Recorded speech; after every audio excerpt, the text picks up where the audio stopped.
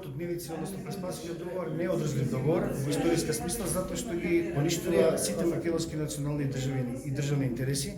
Тоа е мислењето кое што е одраз на македонскиот колективен дух, односно на волјата на македонскиот народ, во смисла дека Преспанскиот договор мора да се поништи, затоа што ги затвара сите можни перспективи за понатамошен историски развој на македонскиот народ и на македонската држава. И во таа смисла оваа трибина е само мал придонес кон онаа агонистика која што секој македонец ја чувствува со тоа што откако му го поништија националниот историски идентитет и името кое што го одразува него како индивидуа и конечно како колективен идентитет со историско големо и повеќе милениумско потекло.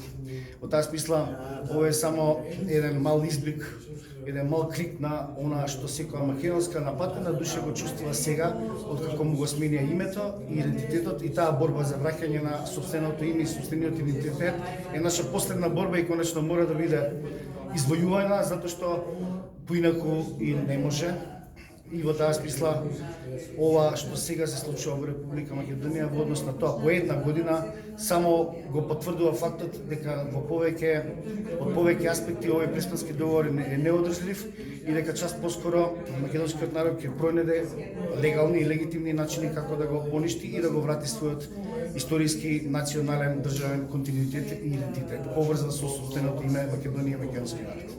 Ќе ве замолам за конкретен став во врска со референдумот, дека една година како помина.